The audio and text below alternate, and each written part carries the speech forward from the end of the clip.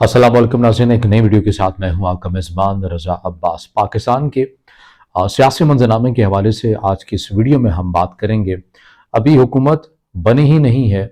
और ज़ाहिर है जो एक नक्शा बनता हुआ नज़र आ रहा है वो यही है कि पीडीएम 2.0 ही बनेगी हुकूमत, इसके अलावा नहीं बन सकती है। लेकिन बहरहाल वो भी हुकूमत अभी मुकम्मल तौर के ऊपर बनी नहीं है,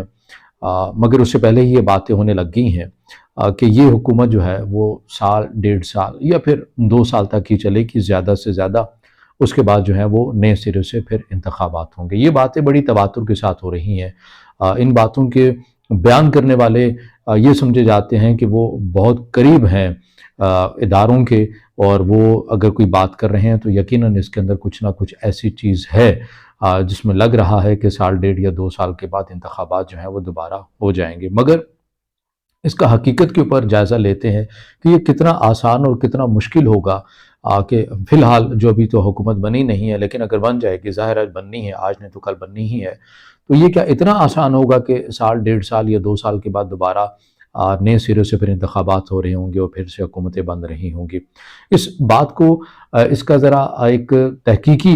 चीज़ देखते हैं और इसका एक तज्ज़िया जो है वो अगर हम सामने रख कर करें। मिसाल के तौर पर आप ये देखें कि पाकिस्तान पीपल्स पार्टी की सिंध में जो हुकूमत है वो बड़ी एक जमीयत के साथ मौजूद है, बड़ी ताकतवर एक हुकूमत जो है अब वो बनने जा रही है सिंध के हवाले से। तो सिंध में पाकिस्तान पीपल्स पार्टी को किसी किस्म का कोई ख़तरा नहीं है, ना ही नंबर्स गेम ऐसी हैं कि जो बड़ा करीब करीब होंगी कि पाकिस्तान तहरीक इंसाफ वाले जो ज़ाहरी तौर के ऊपर ज़ाहिर अभी इत्तेहाद है उनका, सुन्नी इत्तेहाद कौंसल हो या फिर एमक्यूएम के साथ मिलकर वो पाकिस्तान पीपल्स पार्टी को सूबे से बाहर कर सकते हैं, ऐसा भी नहीं है। बड़ी तादाद के अंदर नंबर्स हैं पाकिस्तान पीपल्स पार्टी के।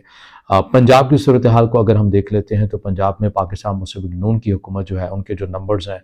वो बहरहाल एक मजबूत पोजीशन के ऊपर हैं। अगर ज़ाहरी तौर के ऊपर तो काफ लीग है या IPP वो उस तरह से अपनी सीट्स नहीं निकाल सकी है, मगर पीपल्स पार्टी भी ज़ाहरी तौर के ऊपर पंजाब में पाकिस्तान मुस्लिम लीग नून की इत्तेहादी हमें नज़र आती है। लेकिन अगर ये 2 जमातें निकल भी जाएँ, काफ लीग और पाकिस्तान पीपल्स पार्टी, उसके बावजूद भी पाकिस्तान मुस्लिम लीग नून को ऐसा कोई ख़तरा नहीं है पंजाब के अंदर हुकूमत बनाने के हवाले से, या इत्तेहादी निकल जाएंगे तो उन्हें उनके लिए कोई दुश्वारियाँ पैदा हो जाएंगी, नहीं ऐसी भी कोई गेम हमें नज़र नहीं आती है। तो सिंध और पंजाब के अंदर दोनों सियासी जमातों की, पाकिस्तान मुस्लिम लीग नून की और पाकिस्तान पीपल्स पार्टी की, सिंध में हुकूमतें हमें मजबूत नज़र आती हैं।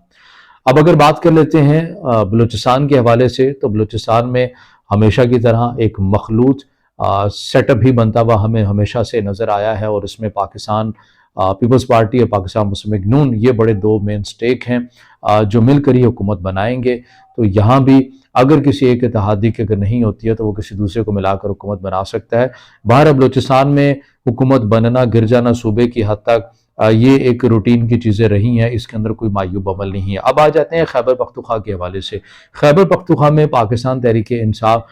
जिन्होंने सुन्नी इत्तेहाद कौंसिल के साथ इत्तेहाद किया है, फ़िलहाल नाम उनका है सुन्नी इत्तेहाद कौंसिल का, तो पाकिस्तान तहरीक इंसाफ खैबर पख्तूनख्वा में बहुत बड़ी तादाद के अंदर इनके पास नंबर्स हैं।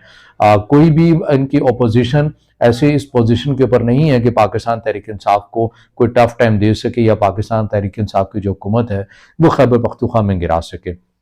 तो यहाँ भी खैबर पख्तूनख्वा में एक जमात यानी पाकिस्तान तहरीक इंसाफ की जो हुकूमत है वो भी हमें बड़ी मजबूत नज़र आती है। पंजाब में पाकिस्तान मुस्लिम लीग नून की नज़र आती है, सिंध में पाकिस्तान पीपल्स पार्टी की नज़र आती है, बलूचिस्तान में हमेशा की तरह मखलूत मैंडेट ही वहाँ पर बनता हुआ हमें नज़र आएगा, और वहाँ पर वज़ीर आला चेंज होते रहें, ये वहाँ की रवायत है। अगर वो भी जाएँ तो वो ऐसा कोई फ़र्क वहाँ पर नहीं पड़ा करता, या मुल्की सियासत के ऊपर उसका कोई ऐसी कोई जो चीज़ें हैं वो नहीं हुआ करती नेशनल सतह के ऊपर। अब बात कर लेते हैं विफाक की। विफाक के हवाले से जो मखलूत सेटअप के हवाले से जो बातें की जा रही हैं, आएंगे तो विफाक में यानी ज़ाहिर जो वज़ीर आज़म की जो सीट है ये बड़ी कम नंबर्स गेम के ऊपर इसका इन्हिसार होगा। अगर इत्तेहादी यहाँ से वहाँ हो जाते हैं, इत्तेहादी नाराज़ हो जाते हैं, तो वज़ीर आज़म जो है वो तब्दील हो सकता है। लेकिन इसके अंदर भी फिर सबसे जो बड़ी बात है वो ये है कि पाकिस्तान पीपल्स पार्टी है। पाकिस्तान पीपल्स पार्टी अगर निकलेगी तो पाकिस्तान मुस्लिम लीग नून की जो हुकूमत है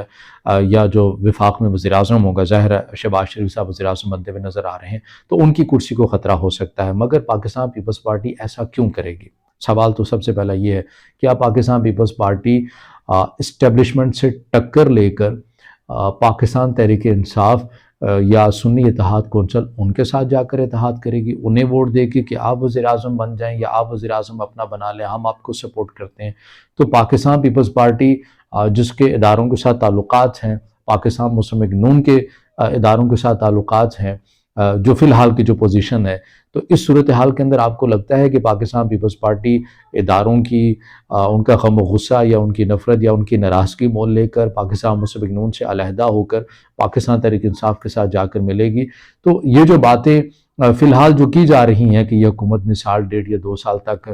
چلتی ہوئی نظر آ رہی ہے، اس کے بعد ملک بھر میں انتخابات ہوں گے، تو خیبر پختونخوا میں پاکستان تحریک انصاف اپنی ہی حکومت کا خاتمہ کر کے دوبارہ سے انتخاب کروائے گی 2 سال کے بعد، یا پھر سندھ میں پاکستان پیپلز پارٹی کی حکومت اپنے ہی صوبے کے اندر حکومت کو ختم کر کے دوبارہ سے انتخابات وہ کروانے کی طرف بڑھیں گے، یا پنجاب میں پاکستان مسلم لیگ نون اپنی ہی حکومت جو ہے وہ گرا کر انتخابات کی جانب بڑھیں گے؟ تو یہ وہ حقیقت کی بنیاد کے اوپر تجزیہ ہے جس سے یہ معلوم ہوتا ہے کہ یہ تجزیہ کار جو ٹی وی کے اوپر بیٹھ کر یہ باتیں کر رہے ہیں، فی الحال گراؤنڈ ریالٹیز ایسی نہیں ہیں کہ سال ڈیڑھ سال یا 2 سال کے بعد انتخابات ملک بھر میں ہوتے ہوئے نظر آ رہے ہیں، یا تو پھر واضح ہونا کہ وفاق کی حد تک چینجز آ جائیں گے سال ڈیڑھ یا 2 سال کے بعد،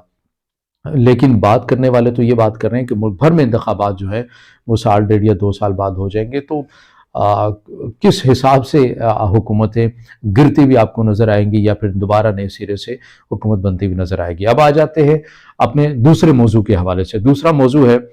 بانی P T I Imran Khan کی جانب سے مالیاتی ادارے IMF کو خط لکھا گیا ہے۔ ظاہر ہے جس کی بھی حکومت بنتی یا بنے گی اس کو ہر صورت IMF کے پاس جانا ہی ہے، ایک نئے پروگرام کو ہم نے لینا ہے، اور ہماری جو معیشت ہے اس کی ضرورت ہے IMF کا پروگرام، اور اس کے بغیر جو ہے وہ پاکستان کی جو معیشت ہے اس کا نظام اس طرح سے نہیں چل سکتا۔ اس دوران مالیاتی ادارے کو خط لکھا گیا ہے عمران خان کی جانب سے کہ یہ جو حکومت بننے جا رہی ہے ظاہری طور کے اوپر ان کے پاس کوئی مینڈیٹ نہیں ہے، تو آپ ایسا کریں کہ آپ ان کے ساتھ جو پروگرامز ہیں، جو ڈیلز ہیں، جو ایگریمنٹس ہیں وہ آپ نہ کریں، کیونکہ یہ انہوں نے عوام کا جو مینڈیٹ ہے وہ چوری کیا ہے۔ سب سے پہلے تو یہ سمجھنا بڑا ضروری ہے کہ عمران خان صاحب نے جو IMF کو خط لکھا ہے، حقیقت کے اندر اس کا ہوتا وہ کچھ نظر نہیں آتا ہے۔ یہ بات بڑی انڈرسٹوڈ ہونی چاہیے کہ مصر کے اندر دیکھ لیں، وہ ڈکٹیٹر کے ساتھ بھی ڈیل کرتے ہیں۔ بنگلہ دیش میں پوری دنیا کو پتہ ہے کس قسم کے انتخابات ہوئے، وہاں پر جو وزیر اعظم ہیں انہوں نے اپنی اپوزیشن جو جماعتیں ہیں ان کا کیا حشر کیا ہے، ان کو کیسے ایک دیوار کے ساتھ لگا کر انتخابات کروا کر خود ہی جیت گئے ہیں، تو اس کے باوجود بھی IMF جو ہے وہ ان کے ساتھ ڈیل کرتا ہے، یہ ساری چیزیں کرتا ہے۔ تو یہ ایک صورتحال ہمیں سمجھنے کی ضرورت ہے کہ یہ جو مالیاتی ادارے ہوتے ہیں یہ گورنمنٹ ٹو گورنمنٹ یا اسٹیٹ ٹو اسٹیٹ ڈیل کر رہے ہوتے ہیں، نہ کہ انفرادی طور کے اوپر کسی اپوزیشن لیڈر کے کہنے کے اوپر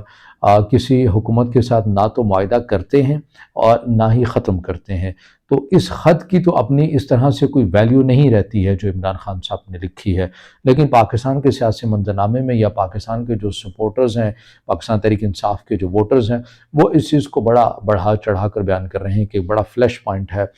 دیکھیں جی عمران خان صاحب نے لکھ لیا اور پوری دنیا جو ہے وہ عمران خان صاحب کی بات کو تسلیم کرتی ہے، لہٰذا IMF جو ہے وہ پاکستان کو پیسے نہیں دے گا۔ IMF اگر یہ پروگرام نہیں کرتا پاکستان کے ساتھ تو اس کا نقصان سبھی کو ہے، اوپر سے لے کے نیچے تک سبھی کو ہے، اور پاکستان تحریک انصاف کے بھی جو ووٹرز ہیں وہ بھی پاکستان کی عوام ہی ہیں، وہ امریکہ کے ووٹرز تو ہیں نہیں ہیں۔ تو اس لیے اگر یہ پروگرام نہیں ہوتا ہے تو بھی نقصان پورے ملک کا ہی ہوگا، اور یہ بھی پھر اس دوران یہ باتیں ہو رہی ہیں کہ پاکستان تحریک انصاف کے جو بانی عمران خان ہیں انہوں نے یہ خط کیوں لکھا ہے؟ تو باتیں تو اس حوالے سے بھی ہو رہی ہیں کہ بہت سارے حربے استعمال کر لیے گئے، بہت ساری چیزیں آزما لی گئیں، مگر عمران خان صاحب سے کوئی بات کرنے کے لیے راضی نہیں ہو رہا۔ ظاہر ہے میرا اشارہ اداروں کی جانب ہے، وہ ابھی تک اداروں کے اندر 9 مئی کے حوالے سے غم و غصہ پایا جاتا ہے، اس حوالے سے عمران خان صاحب کوئی بات کرنے کے لیے تیار نہیں ہے، اور جو دوسری بات یہ ہے، یہ جو سلسلہ ہم نے یہ دیکھا ہے کہ عمران خان صاحب نے جو خط لکھا ہے، تو اس کو بھی اسی چیز سے جوڑا جا رہا ہے۔ عمران خان صاحب جسے یہ کہہ لیں کہ بندہ ایک بالکل ہی چڑچڑا سا ہو جاتا ہے، سارے حرف استعمال کر کے بھی کچھ سمجھ میں نہیں آ رہا ہوتا ہے، تو یہ آئی ایم ایف کو خط لکھنا بھی اسی سلسلے کی کڑی ہے کہ ایک بار پھر سے ایک نئے سرے سے دباؤ ڈالا جائے تاکہ ٹیبل پہ آئے، میرے ساتھ بیٹھیں، میرے ساتھ بات کریں، اور تاکہ جو صورتحال پاکستان تحریک انصاف فیس کر رہی ہے 9 مئی کے بعد، یہ صورتحال ختم ہوتی ہوئی نظر آئے۔ لیکن فی الحال ادارے اس موڈ میں نہیں ہیں کہ پاکستان تحریک انصاف کے ساتھ یا بالخصوص عمران خان صاحب کے ساتھ کسی بھی قسم کی کوئی بات ہو۔